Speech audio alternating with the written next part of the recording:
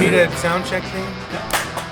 Oh, that was I know awesome. you're like, I think that's funny. You're right. Let's do one more just for good measure. Okay. Okay. And You didn't that go, was girl. terrible. Because he was counting. 1, 2, 3. We are really coordinated. Okay. Ladies and gentlemen, welcome back to the Custom Culture Rodcast, brought to you by Murpho's Rod and Customs here in beautiful Buda, Texas. I am sitting here with the man himself. Murpho, how are you doing, sir? I'm doing great, brother. I am. Are you doing good? You're good, right? I'm good. It's been an interesting day, but I'm good. It's good. Yeah. It's good.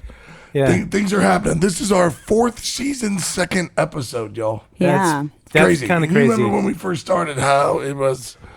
Barely. How it's changed Yeah, it has changed. through the seasons. Yeah. Yeah. And, Yeah. and Miss Custom Colette, how are you doing I'm today, good. love? Your hair looks amazing. Thank you. It's a little halfies. Got Yeah. some purple going on in the mix. She's KK two tones. KK, that's Look a at good you. one. That's it. Yeah. Two tones rocking the purple. My hair can and the hopefully blonde. look like what my car You gotta get a looks sticker like. made for your window of your car that says KK two tones. Two-toned. Some I can't even people say it right. rock the split personality. I Some know a people couple. rock the We all I know do it. know a split couple. hairdo. But we just got split hair today. Looking good, girl. Thank you. Welcome to the Custom Culture Broadcast. Yeah, I dig it. Season as you 4, can tell. episode 2. Episode Yeah. 2. And I Deuce- started in season 3, so You did, but it's You know, nice I to didn't get rock the and rolling first of again. the first, but I'm cool with it. Yeah. So, Deuce, I heard the agenda tonight is talk about some cool shit with some cool people Yes. that love hot rods. That is true, sir. Yes, and think build that's- them. It's amazing to have on a custom hot rod show people who like to talk about Yeah. hot rods. Yeah. And build Yeah, them. hot And rods. build them. Yeah. And they're cool, man. I saw that he has a rat rod pickup truck that I saw, but that he got a 51 Chevy that I saw in there that is beautiful. And who I am talking about right now, y'all, is we're talking about Kentz Kustomz out of Gasburg, Virginia. And if you all don't know where that is, it's just north of North Carolina. But Kentz, how you doing, sir? Doing awesome. Hope y'all are. Yes, sir. Yeah, man, we're hanging in. It's good to see you. I mean, usually what's really cool, I should say, is, we didn't used to do the Zoom. Yeah, and now So we we can couldn't see. see We can actually, who we're talking yeah. to, but it's not like we're sitting in person, but it's like cool to see you. Yeah. And Before it's- it was just audio, so we couldn't see you, or you know what I mean. We did a lot of looking at each other. Right. This is way better. Yeah. Yeah, 'cause we can actually see you. Converse. We're with like, someone. yeah, that's cool. Did you hear what he just said? Kent, I think I'm trying to remember the last time I saw you, brother. I know I saw you last year in Tulsa, Yeah, Tulsa. and I'm trying to Well, think. real quick, congratulations to Kent because Yeah. he was nominated for KKOA's Hall of Fame. Right. So that's, Huge. yeah, congratulations Huge, for the yeah. nomination, That's Yeah. that's Thank you. really huge. That's a big honor, to be nominated. It was a big Absolutely. honor. Yeah, man. Yeah, congrats. My Yeah, how hats did that off make to you how did that make you That's feel like amazing. when you saw that? Like what did you feel? Well, I didn't believe it at first. When I opened the letter up, they sent a letter, and when I opened the letter up, I was at the post office box, and I was kind of by myself. And this lady walked in. I've been knowing her for a long time. She walked in, and I had to have her to read it to me to understand it, because I was in Aw, such yeah. shock. It was, it's something that I had, something that I had always, hopefully one day be to, but I didn't know I was to that status, right now, So That's so awesome. That is, Hell yeah. That is it was fantastic, very, very man. emotional for me because it was Yeah. something I look up to. Heck yeah, man. That's great. It's an amazing feeling. And I gotta say, just on the quick here, this is a cool show because Kent has like one of the most amazing accents I think ever. I love it, and Southern Deuce's Virginia. voice, like, so. I mean, this has gotta go pretty good on Yeah. the listening That sounds great. spectrum, right? But Kent, dude, I think that 2023 really was like a big banner breakout year for your car building career. Yep. I think that you had several Yeah. really cool things happen.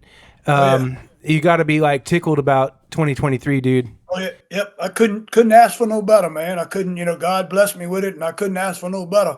We made modern rodding with the car. We was in the, that was in the November issue. and Yep. we made the Winfield 6. We did get, we made it into the Winfield 6. That's a big honor in its own, and then we won the 777, at the KKOA with it, and Right. Yeah, right. America's Top Custom. That's Yeah. right. Yep. that was pretty awesome, and people would ask me about it, what exactly what did that mean, and I said, well, read the plaque, self-explanatory. Right. It's, Right. Yeah. it's I a mean- badass custom, Doggone right, man. Yeah. That's awesome. It is Yeah, awesome. That's a amazing feat. That's a great feeling. And people that know understand what kind of pinnacle that you reach, and that there's a million car builders out there, which is great, but there's a select few that can hit kind of that level. You know what I mean? And it's a big deal. It's a really big deal, man. And Kent's so proud of you. humble about that Yeah. stuff too. He's just a very humble guy. When you meet him, he's easy to talk to. He's an all around good guy. You're a good guy. I bet that Kent also has a lot of respect for humble people. Yeah, absolutely. Yeah, Thank you. Not those flashy types that talk about themselves all the time and won't stop. And there are those, Yeah. There are some there of Most is. of the time I find they're posers. That's what I call them. Right. They're Yeah. posers. They want to be, Dude, I feel like those people that talk like that, it's like, well, one, where's your car? Because it's the cars that should do all the talking. Exactly. Like, you put your car out there and wait to see how it's received. You don't need to go sell it, Yeah, that's Yeah. with me, the only time I do go and sell it, is like when I see an older guy, walking over there to look at it. I had it a lot with my Maybelline when we done Maybelline with the chop and everything, because that was a little different. But when I see an older guy and he's just studying that car, I always like to go over and talk to him and get his ideas of what he think I have done. You know what I mean? And Yeah. that's the only Yeah, time yeah. I try to, I'm not selling the car then. I'm just trying to see what's in his head. You know what I mean? Get some feedback, get some feedback about it. But Absolutely. that's cool too, though, Yeah. is when you get a chance to talk to some of the old timers and a guy turns around and goes, man, I was thinking about doing something like this 35 years ago or whatever, but I got kids and married. You know how that goes. And he tells you all about the build that never was. And he's looking at your car like, going, Doc, give That's what it should have looked like. Yeah. Exactly. That's And awesome. a lot of times what get me is the guys will come up and look at it, and look at like Eldor, the car we just finished, and they'll come up and look at it. Oh, I had one just like that, same color and everything. I'm like, Yeah. damn, how'd you get in my mind and find this color? I would like to know, that gets me the most of any, of everything, Yeah. They'll come up, I had one just like that. I'm all right then. I'm glad to know that. I seen yours before I built mine, I guess, Yeah. Yeah. I kind of think maybe it's one off, but It'd be we'll go with funny if that. you say, hey, come over here and check the VIN But number. something Maybe this about one your was your car car. made his heart happy, and he was like probably going way back, like, yeah, I remember when, and Yeah. you could hear his stories, and maybe when he had his car, and it was just like that. Did your VIN number end in a 1? Because this ends in a 1. This might be your car. It ain't your car. I built this. Funniest thing happened at the KKOA. It was a guy. He was probably in his 80s, and his daughter was with him. And she was probably my age, and she was with him. And her daddy was just checking the car, just looking at the car, and she said, "You like it?" She said, "You like the car?" And he said, "Yeah, I like it." He said, "I think you was conceived in one of those." And I just busted out laughing. I just could not Dude. control myself. That's I was awesome. Like, you're my kind of guy, We actually, I've had 2 cars in the shop before where they were like the kid is restoring the car that was like the parents or whatever, and twice I've had it where like the kids really were like Do you know? from the car. I came from this car. Yeah, I it mean, happens. Hey, Yeah, Yeah. and then they're restoring it and gonna keep it forever. There was a cold night in You're Texas. cruising my and dad doing. said. Yeah. So Kent, dude, tell us for our listeners, that want to hear about how you got started, what Yeah. got you hooked on cars, or what you did first. Like, how'd you inspired get into you? all this craziness, yeah. bro? Well, I've been to car. I like car. I've been like cars my whole life. When I was young, I guess we'll start off with my mom and daddy used to run a little store, like a I guess this is what y'all are asking me. They used to run a little store, and I called it a juke joint. You know, the people come around on Friday, Saturday night, and play cards and shoot pool and stuff like that. And they also was a gathering place for the guy, you know, for people. So what would go on like Friday night? Everybody get together, and of course alcohol is involved. You know, and Go on in Virginia. they would get together and they bet on races. They were going to race, you know. So our community had a Dodge group, a Chevy group, and a Ford group.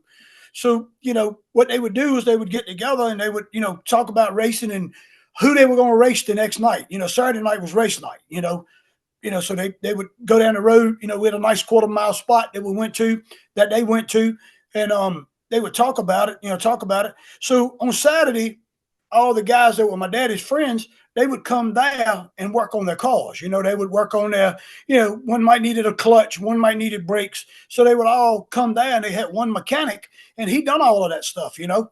So I just followed him around just every day. I was in, you know, right in, every time he turned around, I was like his shadow. I was bumping him, you know, and I was trying to gather up all the information I could that I could from him, you know, because they was always talking about how smart he was. He was the man, you know.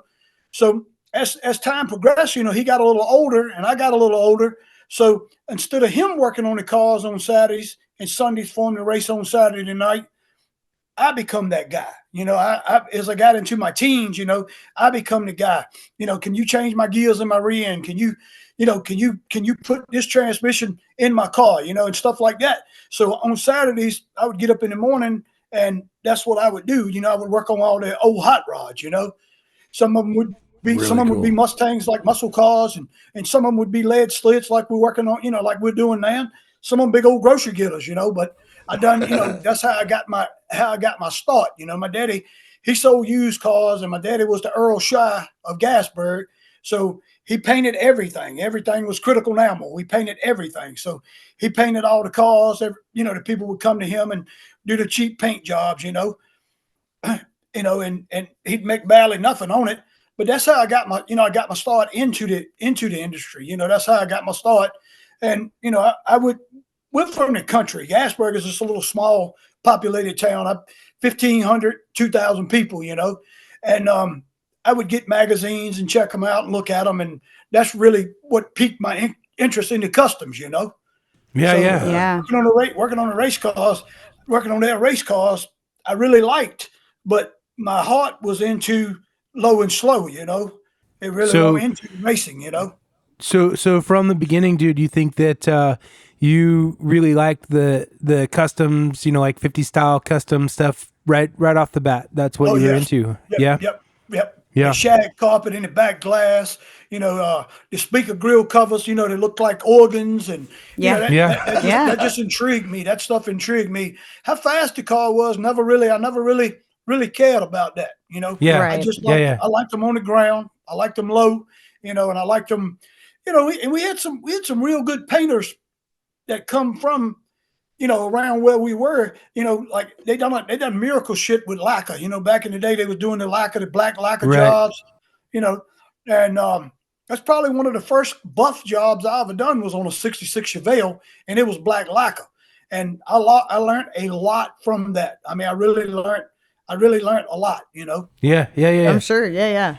For sure. Know, that's really cool to me because my experience, like, and I'm from the West Coast, and out there is like where they had all different sorts of, you know, racing shit and what have you. And it seemed like most people got into like the mechanic side, like the hopping them up, like go fast, you know, hot cams, and want to go street racing and go fast. And I think a lot of guys, you know, that I was around, they were into that. And then as they got older, they started to like the older cars. I mean, that's how it was for me. So I was curious. They're probably slowing down.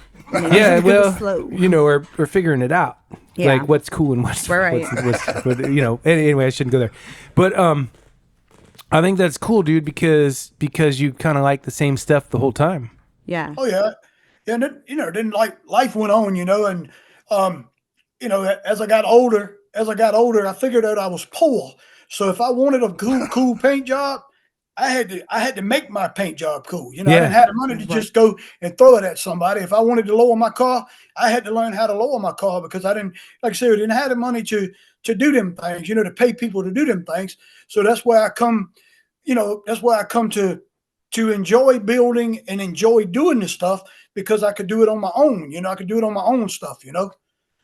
What was the first old car that you had, man? Well, my first car was a 65. I still own it, a 65 Mustang.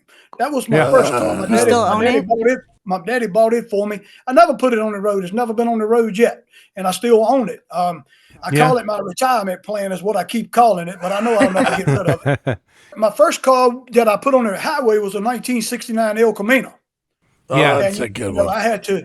I wanted a guy that wanted to jack it up. You know, I wanted it on the ground. I wanted it cholo style. You know, so that was my first car, I guess, that I put on the highway. That I got put on the highway, and that was stuff that I had to do myself. You know, because I couldn't afford it. You know, I couldn't afford to pay nobody to do it. So I done it. You know, I done it my own. You know, I lowered it down. I got it lowered. You know, and made it cool. You know. Did you get into cycles? Yep. We went on, I went on into, we all like motorcycles. I mean, it all everything plays hand in hand. You know, I always tell everybody I like anything with a motor, anything that I can cut up and do that, you know, I'm happy with, you know.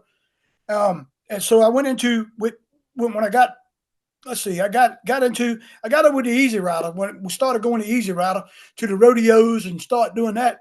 And the guys were building these cool, you know, like Sosa Metal Works and stuff like that. Eddie Trotter and all the guys were building these cool ass bikes. And so, you know, there again, I couldn't afford a cool ass bike. You know, I'm riding around on a Triumph that I built, an old lowrider that I built myself.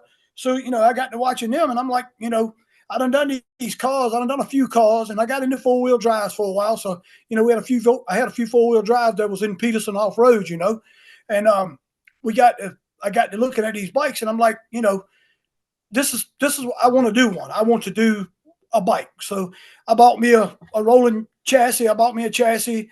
I got it with a guy named Rick Doss. He's a Virginia native.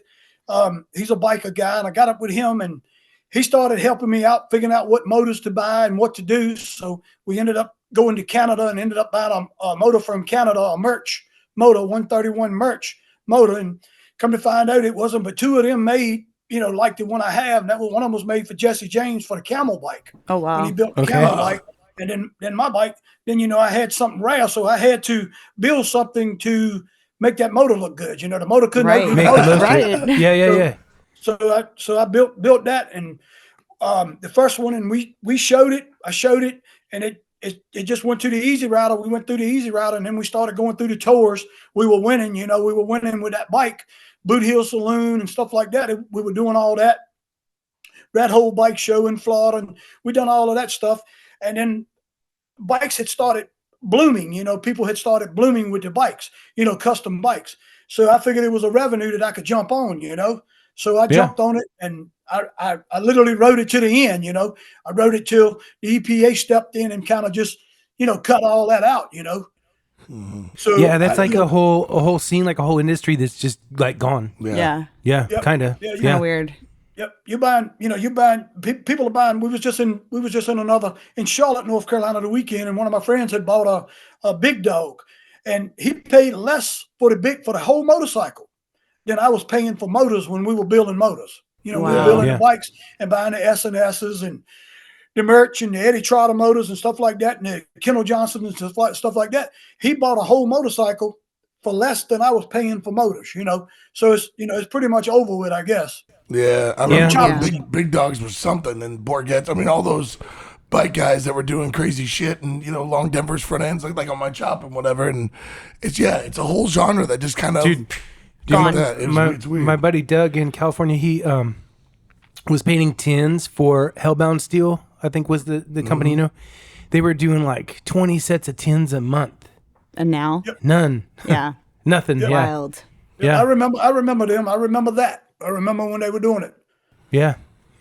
We Yeah, just- it's wild like I said, to it me. just you still got cool bikes out there. It's just a low, you know, you done went now from $70,000 bike being a cool bike to a $15,000 to $13 to $15,000, you're the cool kid on the block now. You buy you a old bike, chop it up, do what you want to do to it, and really in my heart, I think that's the way it should have been the whole time. And we just got into the big pockets. We got into the guys with the big pockets, the gold trainers. Yeah, I think the bobbers and that's right, like bobbers. Whatever. Like I think that's more like hot rodding. Kind of the stuff that we do. It's just more innovative I feel way. like Kent never went into like the mini truck phase. No, I don't know that mini trucks did you get there on the out there. No, I never got into the mini trucks. Yeah. A lot of my friends, everybody we hang around with, had mini trucks, and that we hang around now. They were into the mini trucks. Where me, I never got into the mini trucks. I was all about that low and cool. I didn't really. Well, they were low and they were low and cool. They just they weren't really cool. Yeah, they were really cool. Yeah. They were cool for a minute. Yeah. They filled the gap. So it's a lot like what you're saying, dude, in the beginning where you had to like make the parts. If you wanted it to be low or do whatever, you had to like do that. And mini trucks were like that because when they first started, there weren't kits. You didn't go on the internet and buy nothing. You made everything. Yep. Had to figure it out. Yeah. I admire him to all in. You know what I mean? Sure. I admire him, but I was always been a big guy. So I did mini truck never, getting in a little small truck never. Just like getting in a Corvette, never impressed me. Yeah. You know what I mean? Yeah. I like something roomy where I can crawl around in. Yeah, well, I've always been like a mini guy, so I fit into the mini truck. In there. And it was crazy too because they were like so small, and then that's when stereo systems hit, like the first beginnings of like you had to do like custom stereos in your truck, whatever, the amps and woofers and boxes Making and boxes, crap. yeah. So we'd make these boxes behind the seat that didn't even fit. So I'm already short, right? So the seat gets jacked forward and then the back of the seat has to lean forward, but you can't barely fit in there. You're like up on the wheel, but you're like booming with your system, booming and your windows down, screaming, I don't give a fuck. And you don't even fit, but it's so important to have that stereo that you're going to give up like, all all about the bass, man. All about that bass. Yeah. Yes. Yeah. I guess when you say about the mini truck, and I guess I was into the 4-wheel drives more or less. When the mini truck and era come out, and I was into the jacked up trucks. Like we'd go to the shows, and it'd be some guys that would have mini trucks that would almost fit under my truck. Fit up under my 4-wheel drive. We all fit together though. We still was there together, and we still were having fun. So that's what it was all about. Yeah, I mean, and that makes sense. It seems like all of us were somehow into trucks at some point because, like in the 80s and stuff, that was kind of the thing, and I think that was kind of like. There was a downturn in customs, for a while. During that time. They weren't like as popular like we're into now. I mean, now it's like we just like live and breathe and are consumed by this addiction of custom stuff. Right. But then I guess towards the end of the 80s and then the 90s, then customs were making a resurgence, and traditional hot rods. Yeah. And that's as I got a little older, that's when I got hooked. I got my head straight. Customs and hot rods, right? Ken, who would you say inspired you? If you could pick anybody that you looked up to for your building and kind of given you like a avenue to build, who would you say that would be? Which you probably already know would be Mr. Gene Winfield. Yeah. Absolutely. He's my mentor. He's and you spent a lot of time with him. Yeah. Yep. I've admired, I'm honored to say I just talked to him today on the phone. We become real good friends. You know what I mean? And he helps me. He's helped me a lot in the past, and I've helped him a lot too. It's a give. I give, he give relationship. But in the earlier years, I didn't. He was the go-to guy. You'd open up the magazine and you see the Jade Idol, or you'd see, he had a Cadillac named Maybelline. You would see them good. cars, and it was just, they would just blow my mind, with the fade job, and it wasn't nothing for me. When I seen that, and I was still a kid, I'm seeing he fading, so I got to fade something. You know what I mean? I got to try to fade something. So, I had the opportunity. I painted a lot of golf carts back when I was, still do paint up quite a few because we live on the lake. It's a lake community, and everybody's got to have a golf cart. So I was throwing out some ugly ass fades on some golf carts. till I learn it, but, Gotta practice I'm somewhere. proud to Yeah, say that I did, let's bring out the golf carts. yeah, I did, I was blessed to have them golf carts to do that too, Right, So, right. and stuff like that, everything he would come out with, I would try it. And, I've always been, a metal guy. I've always been able to do what I want to do with metal. It just comes natural to me. The paint was something I had to study. I had to figure that out. But the metal Right. was something that just, I could look at it, somebody could make something and I could look at it and I could be shit. I got this, so, I'd make it. Might take 2 times to make it, but, I'd make it, But and Gene was the metal guy. He was the guy that I wanted to be. He wanted just a painter. He was a metal guy. He was a custom guy. He done it all, and that's basically what I strive on. At the shop, we can do it. We do it all. We do everything but the interior, and our interior guy is basically there with us. So we don't. He does that and takes credit for that. But at our shop, we do everything. We do it. We do it from the chassis to the paint, just like you guys do.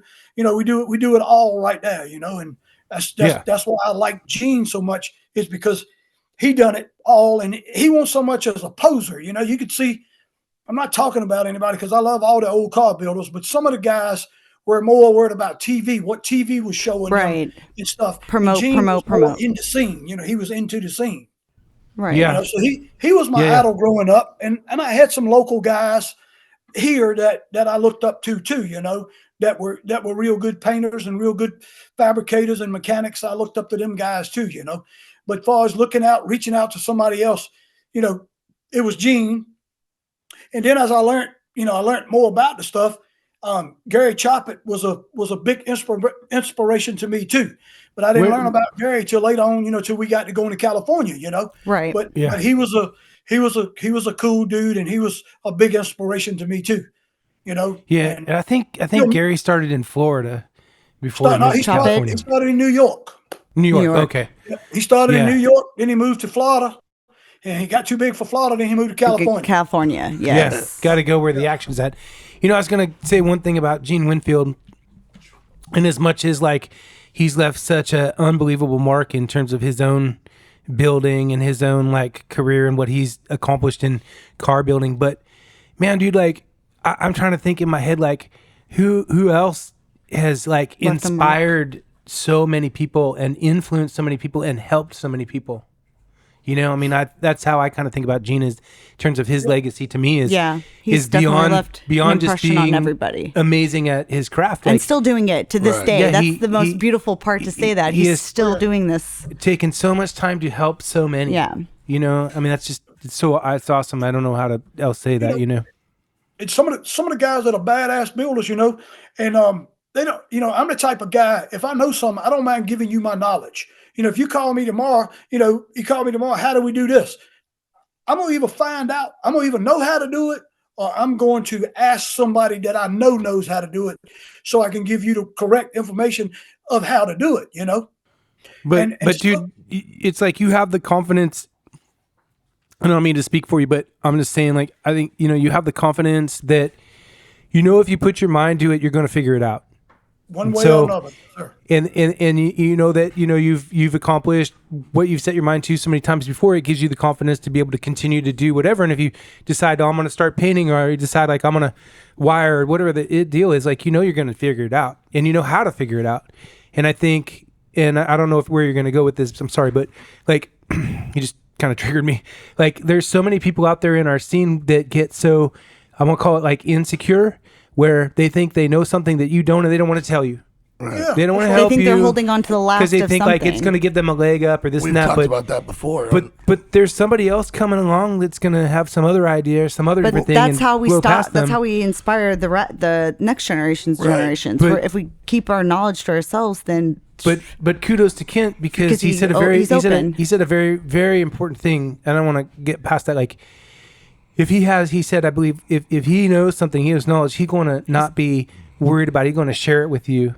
right. And that's awesome. There's so many people that But it's also are been done so for him. unwilling to Passed to be down. an open book and help others. That's just like when we're doing chops, live chops, when we're doing a live chop at a show, and people will come up and they're not even asked the question, but you can see it's a question in their mind. You can see So I'll stop or put somebody on them that I know is knowledgeable that can stop to answer their question. You know what I mean? Yeah. Why they want to know why we done it like this. Why do we do it like this? And sometimes it's not sometimes I can't tell them that I've seen somebody do it or I've heard of somebody doing it like that. Sometimes it's all in my mind. You know what I mean? And that's just what came out. I just. And I tell people all the time, I walk around cars and, I get them in the shop and I walk around it. And most of the time, and like I said, people going to think I'm crazy. And I understand that. I probably am a little crazy. But I'm sure. Good crazy. The car talks to Good me. crazy. The car will tell me, Yeah. It'll tell me, hey, I don't need 5 inches over my roof. All I need is a couple. Let's just put a couple. And that's the way I feel. And that's the way I feel like I can communicate with people just like I do the cars, Mm-hmm. Yeah. I totally get that, dude. I kind of say the similar thing. Like when I start working on a car, it ends up starting to talk to me.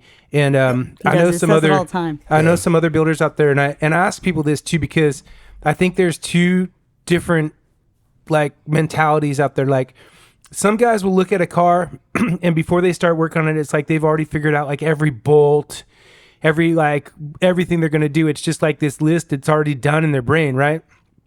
And me, usually I'll start the car by doing a chop and then I like to, use my mind's eye for the flow in the rear and get that going. And it's like, once that chop is going is when the car kind of starts to talk to me out, like, it's kind of almost saying like, oh, I need to have my trunk bobbed, or, I need to have this type of headlight ring or whatever it's going to be. So I don't stress on not knowing where the car is going to end up. I just get into it and let it have its flow, like you're talking about live chops or whatever.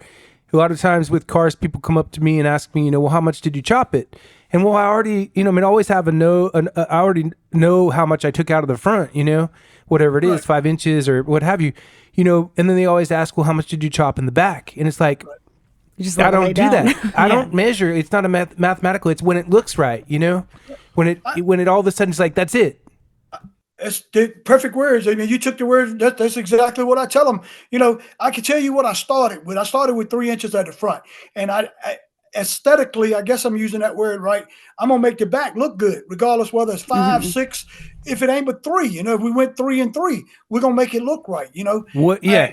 And I tell some people, I say, well, I don't use a ruler, but I'm not meaning I don't use a ruler. I'm gonna make sure it's square. I'm gonna make sure it's lined up and everything with a ruler.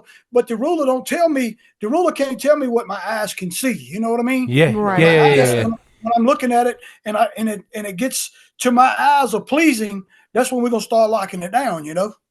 Yeah.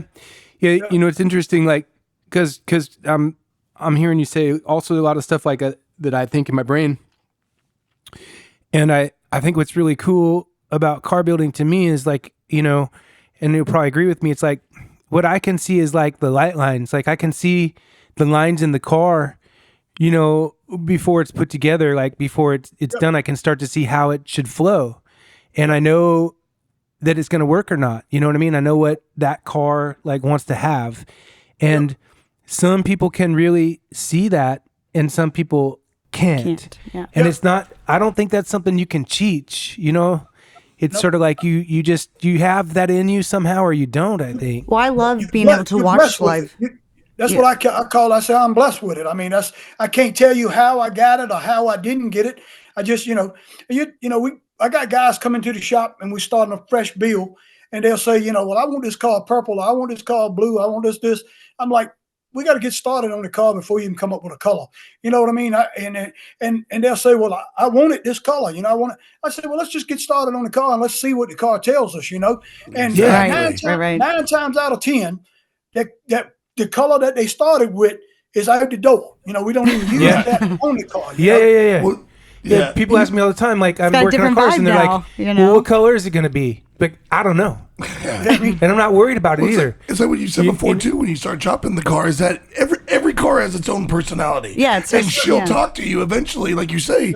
She's going to tell you. She's going to tell you what she wants, like with the trunk. She's going to tell you what she wants with the fenders. Yeah, the color, it's always the first thing they pick, though. It's kind of wild that's kind of like the first thing. Yeah, it is. And then it's like, like you said, out the door. Yeah. Once it starts vibing and you start feeling it, I've done cars and we put them together and we put them together and I felt like the car needed to be flat. The car like flat black. I said, this car screaming flat black with a candy red roof on it with a bunch of pop in it. That's the way I felt. And I addressed the customer with it, and I don't know what it looks like. So I have painted and told them, let me paint the car what I think it's going to be, and if you don't like it, don't worry about it. We'll go back and paint it another color. It's just paint, Yeah. I've never lost in that situation, so I feel That's like awesome. I'm on the right page. You know what I mean? Yeah, I it is just- really difficult to get to be the artist sometime. And have them Sometimes you gotta visualize, see it when it's in your almost head gotta only. like make a deal with somebody Yeah. to trust you. But I was gonna ask Ken So about funny. where like the art comes from, because to me, some people are into like the go fast, like we were talking about before, and I think there's people that are kind of like mathematically or like engineer kind of brained, and they like want to be in the like science of it, like, well, I want to have this camshaft and I want to have this much lift and duration. They're like motor stuff. Yeah. And then I think there's other guys that are more like into like the aesthetics. And to me, it's art. Like customs to me are a art form. It's a canvas. The medium is metal, and we get to color that and paint it and what have you. But Kent, his dad painted. Right. So I'm going to bet you that a lot of his art stuff comes from his dad. Yeah. And for me, my mom was not a car painter, but she was a painter, and she painted like the picture that's behind Kent right there on canvas. And, I'm certain that's where I got a lot of for my, sure. my art from, and I think some of us can be mechanically oriented, but also be art brained, Yeah. I feel like I try to dabble in all of it. You know what I mean? I try to keep hip on everything that's going on. Yeah. And and a lot of people. I travel a lot, and you guys do too. I travel a lot, and people will be like, you go to this car show. You went to this car show, and you went to this one and this one. I go to car shows for my friends, for the people that I meet, like you guys. The people that I meet, and I study cars. I'm not at a car show to look at a woman's woo-ha or nothing like that. I'm at that car show to look at cars. I'm there, and I've always been that. With bikes, we're the same way. I'd walk around and I do it, still do it to this day. I walk around with a piece of paper folded up in my pocket and a pen. If I go by your car and I see something you like, I write it down and I'm gonna take a picture of it. You know what I mean? And that's how I feed my. They call us artists now. They used to wouldn't call us call us artists. Right. They just call us damn Very painters much or an artist. damn mechanics or whatever. But now we're called artists, and I'm glad of that. I'm glad we've reached that. You know what I mean? Hell yeah. For them to look up us, as artists. But I walk around the car show and I'll feed off of them cars. I'll feed Absolutely. off of them cars. And, Absolutely. Yep. And you'll park like at the KKA, you'll park in one spot and you'll park in another spot, and you can see a set of wheels off of that car that you wouldn't even think would look good on this car, but you get to see that wheel against this car, and you're like, hell yeah, we can make this work.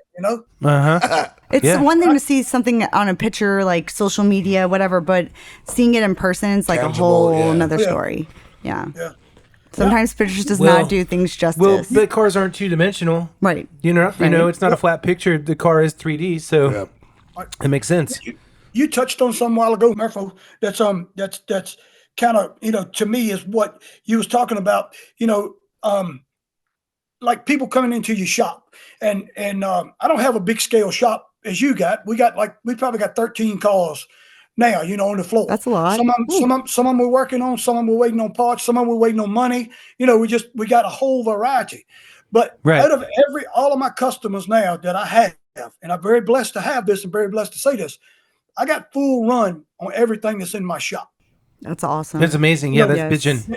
It's a beautiful thing. I didn't at first. I didn't really, I didn't understand it till somebody brought it to my attention. That all these people are bringing these cars to me from all over the world because they trust me. You know what I mean? Well, they trust me. Yeah, you're the artist. Yeah. Like Exactly. you're not gonna go and like I'm not gonna go to I don't know. I can't think of like a painter, but I'm not gonna go to a artist and tell them what to do. No. Right. You know what I mean? You can say, You pick them for I mean, that reason. of course, they've got some insight in terms of like, I want to build a custom and I like Right. this style or I like this car model or whatever. I mean, they got influence, you know what I mean? But you don't go to Kent and be like, I want you to do 1 through 10, just like, you know what I mean? That's like, we don't need to be here, you know? Like you go to Kent to get his brain. What's floating You don't in need to build there, by the right? numbers. yeah. I don't try to be ugly with customers, but I got customers that will come to me now, and they're dead set on what they want. So when I build a car, I guess this is what I'm supposed to be talking about. When I build a car, I like to pick an era. You're gonna go, if we're gonna build a '56 Chevrolet, we're gonna build it 60 style, we're gonna build it 70 style. And I want stay that within. era, and that's the era that I want to stick to. I don't want to put hot rod. I don't want to put racing seats in a custom. You know what I'm saying? Right. And I feel like that. I feel like when they come to me and they tell me everything they want and how they want it, I like to tell them, this is not your shop. This is not where you need to be. You already know in your mind that you got a 56 Chevrolet and you want to put pink lights on it all the way around it. This is not where you want to be. You need to go somewhere else, because I'm not that guy. I don't want to do that. If I stamp it, put my logo with KKC on it, if I stamp it, it's going to be pretty much cool, in my eye. You know what I'm saying? Yeah. It's cool. If I don't think it's cool, I really don't want to do it. Right. Yeah. Right. Amen, dude. And I think that's great that you even have that opportunity to say that, like, hey, we just can't do this here for you. I can send you to such and such on, I'm not your guy, Right. That's indeed the artist side of things, because I say to Murpho all the time, I would love to see the world, see these cars through his eyes or through your eyes, to be able to see the lines and what I can drop this and fit it and cut that, chop that, whatever. Motorcycles are different for me. I can kind of see a lot of things, but when it comes to cars, I just don't. I'm not an artist at all. It truly is a gift that they have. Absolutely. Gift. And I think for guys like y'all who have figured it out and then massaged it and got it to this level, I think is just amazing. Especially when you're point where, like, if I came into your shop and says, this is what I want, and I want you to do this, you say, listen, I'm not a color by the number. This isn't what I do. I build the car that's a custom, and that's what you've done as well. And that's what it should be. And Kent and I both, I'll speak again to this, like, we're lucky dudes, because him and I know we're similar creatures. We're addicted. Like, it's sort of like we're custom car addicts, like heroin addicts or whatever, it's our passion, and it's in our blood like a disease. And it's like, I could never picture myself like doing something else. You know what I mean? Like, like this is what I probably will do till the day I fall over, but we're really lucky dudes to be able to do what we love, as a living. And I don't think of it as work anymore. I mean, it's just like getting up and going to work, like in the art studio, whatever. But we're fortunate. We're fortunate to have that gift or the disease, however you want to say it, and to get to do what we do, man. And then commending awesome. You guys for sharing your gift too. Exactly. You're not just keeping it to yourself. You're giving people knowledge all over. Like, he does live chops. I've seen Kent do live chops. Yep. You're not storing it all to yourselves, and I think that's awesome. And that's been a big deal that we've talked about before, where like a lot of old guys will hoard all these old cars where these kids can never get them. A lot of that too is information. Like, if a kid goes, man, I'd love to go out and do this, and you guys could very easily just say, I ain't telling you shit. I spent years learning to do this. Instead of going, come here, my man, let me show you how to do it. If I'm going to do it, you're going to do it right. Let me show you the way I do it. Not saying it's the only way. It's the way I learned to do it. And then you figure it out from there, which I think is exactly what this whole industry needs. And the new school guys, the young guys, they bring a lot to the table, my son, he's 28 years old, and I look at something and I'm dead set on doing it the way that I've always done it, and lo and behold, sometimes he can come in and knock it out a whole lot quicker than what I was used to. I won't own up to that to him. I won't tell him he was doing it better. Right. He sees this, but I'm like, good job, buddy. I look back in my mind, and he done a good job, and and we get to a point sometimes that, I'm not going to say we're repetitious, but we get to a point that we feel like that's the only way we can do it, because that's the way our mind tells us to do it, Right. And I'm learning as I get older to be more open minded to other ways of doing things. You know what I mean? So Absolutely. dude, what I think is like, one, it's really important not to judge people based by age or experience. I think Right. it's really important to recognize that, like, as we sit here right now, like, I can learn something from Kent right Absolutely. now if I'm open minded and I'm a good listener, just as fast as he could pick up something from me.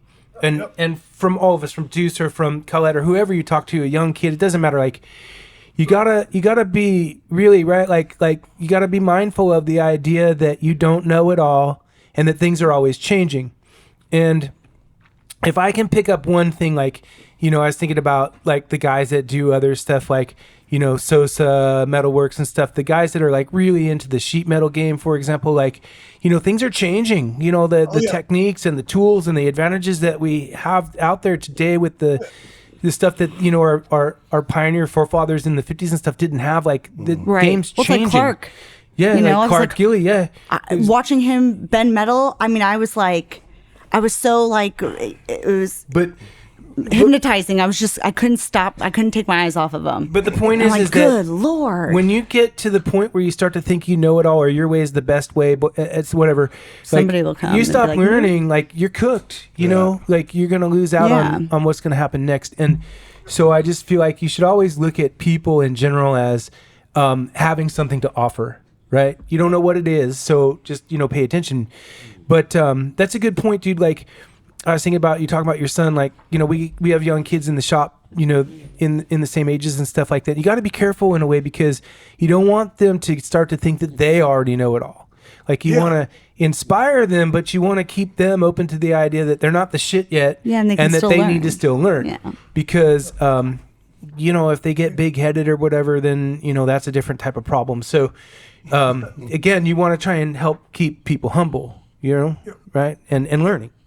Yeah, that goes back to Gene. We was talking about Gene earlier. It goes back to Gene. His favorite saying is "Every day is a school day." Yeah. Right. It's so true though. Yeah, good. Yeah, totally. And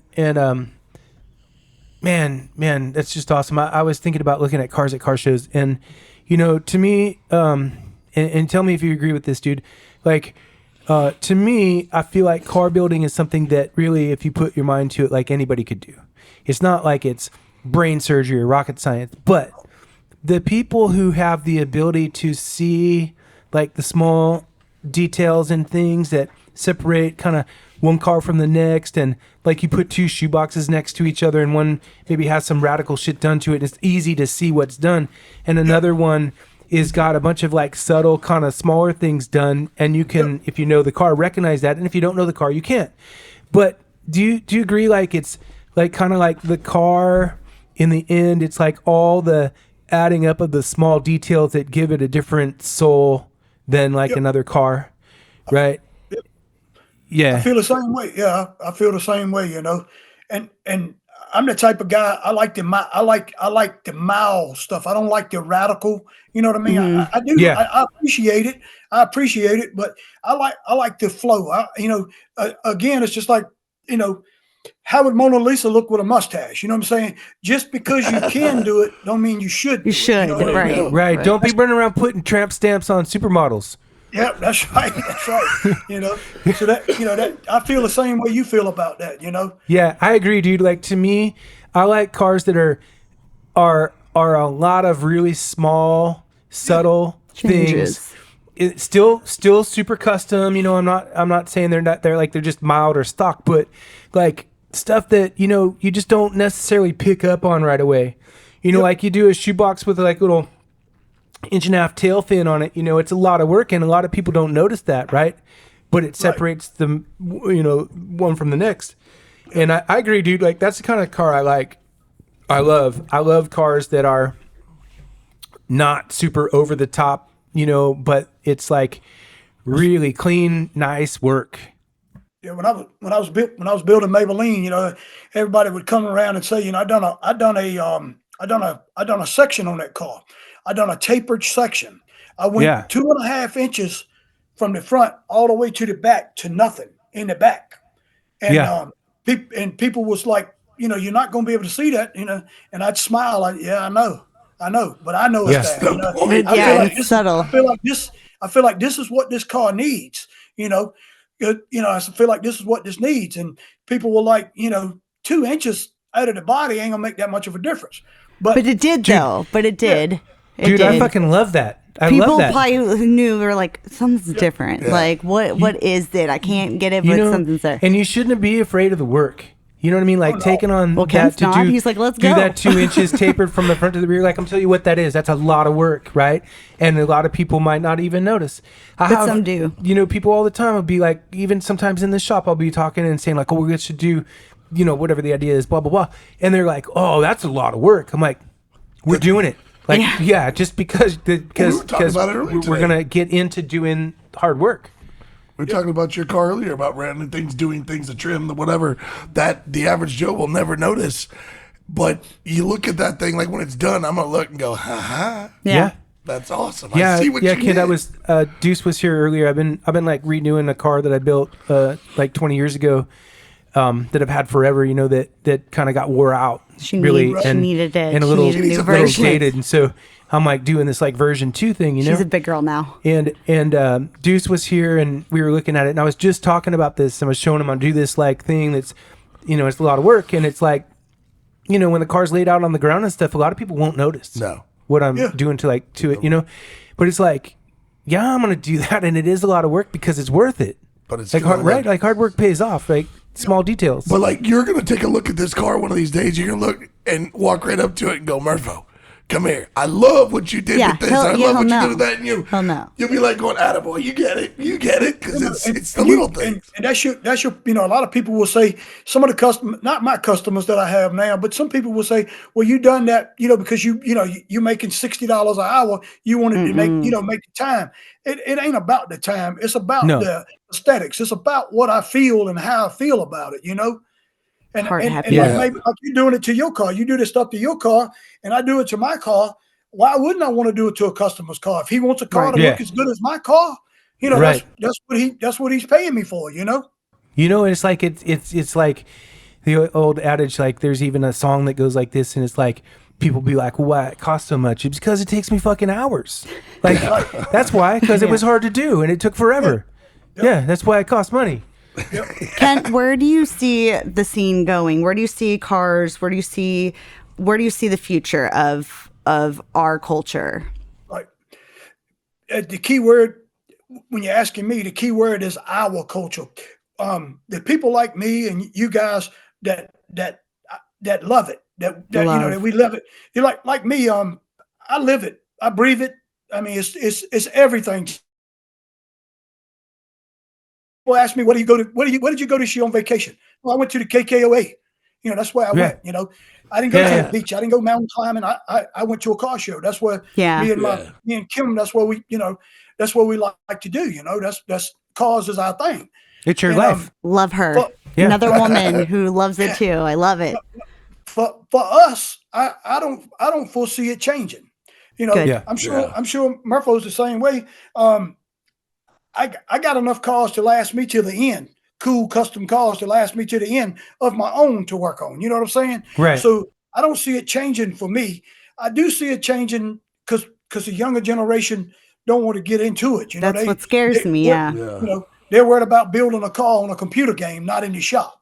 Right. Yeah. Sad. I do see that part changing, but for the old school diehard people, I don't think it'll never change. And it may be because other people don't like it as much, but we'll still love it in our hearts. We'll still be messing with them shoe boxes. We'll still be messing with them fleet lines. We'll still be doing that. Right. And if you and like me, I live and breathe it, and I'm sure you guys do the same. And I don't see it never changing for me. Because this is what I know and this is what I love. So why would I change it? You know what I mean? Right. Yeah. Yeah. My only thing I think about, dude, about changing for me is getting anxiety about my age and what I'm going to be able to accomplish before I go. Right. There's a lot of ideas I haven't ain't got to yet and cars I ain't done, and I feel like I want to do them. That's the only change I see is trying to maybe have to pick more careful where I'm going to put my time. Right. Exactly. That's me now. I had a heart attack a few years back, and I was thinking then, I said, I've wasted a lot of time. I've wasted a lot of time painting a 96 Ford pickup truck for somebody, Yeah, just yeah, 'cause it yeah, looked good. And I wasted a lot of time when I should have been doing something else. I tell people all the time when I'm gone, I don't want it to say on my tombstone, that dude painted a hell of a Jeep truck. No. I wanted to say that dude was a hell of a customizer. That's what Yeah, I he want. built Yeah. rad custom cars and impacted the custom culture, and we remember Kent forever. Yeah. Okay, listen, this is going great, but I don't know why we got to stop. We're run out of time on We the run out of on time. the on the but video. We gotta bring this up again. But I want Definitely this have a again. part two. I'm having a It's hell so of a much great fun. time Me talking to too. Kent, and I don't want to go. So Well, we'll see him at the next show. You're gonna we're be gonna see Kent in Tulsa, I think. Tulsa. Yeah. And All I right. So shot listen, y'all dude. inbox. If y'all need anything from me, please don't hesitate. Yeah, I'm gonna reach out to you. But listen, dude, I don't feel like we got to finish our talk here, so I don't think we do this again. Absolutely. Yeah, absolutely. We're gonna Part two. We're gonna do like a Yeah. part 2 with Kent. I'd love to. You down to do that again with us, Just a lot bro? of picking sir. brains. I for feel him. like Yeah. we're just getting started. Yeah, Our yeah, time yeah. just flew. Yeah, it's going great. Now, Kent, if people want to get a hold of you, look at your gear, look what you got. What do you got online? How can people hit you up? Well, we got Instagram and we got Facebook. And Google. If you Google Kentz Kustomz, we're gonna pop up. Everything pops up. Very blessed to have a few cars in the magazines and a bunch of award-winning cars. So Yeah. if you Google it, and my telephone, my telephone's always on. Except for now, she told me to cut it off. But We appreciate anybody that, can reach out, you mind me giving my numbers 804-691-3151. And anybody got any questions or anything I can help anybody with, That's awesome. my door's always open. And ladies and gentlemen, it's Kentz, Kentz, Customs with a K. So both K's, Kentz and Customs. And that's on Instagram, that's on Facebook, that's on .com, right? That's everything. Everywhere. Everywhere. It Yes. is. Hey, Yep. we appreciate you, brother. Absolutely. Thank you, Ken. You keep carrying that torch, dude. You're doing a hell of Hell a job. Yeah, for real. Thank you. I appreciate it. Love you and guys, respect, too. homie. Love and respect. Yep. Thank you guys Right too, on, man. brother. Y'all, this means a lot to me, y'all. And Oh. I'll see y'all in Tulsa. Tulsa. And this is definitely just part one. We might do 2 and 3. Right. Man, we might There's just have a lot to know from Kent. I'm just telling Game, you. I'm game for anything y'all up for. I'm game for it. Well, Awesome. badass, brother. sir. Well, thank you. It's been an absolute pleasure to have you on, man. I appreciate you. Yep. You guys have a blessed evening. You as too. well, sir. You Thank too. you. Good night.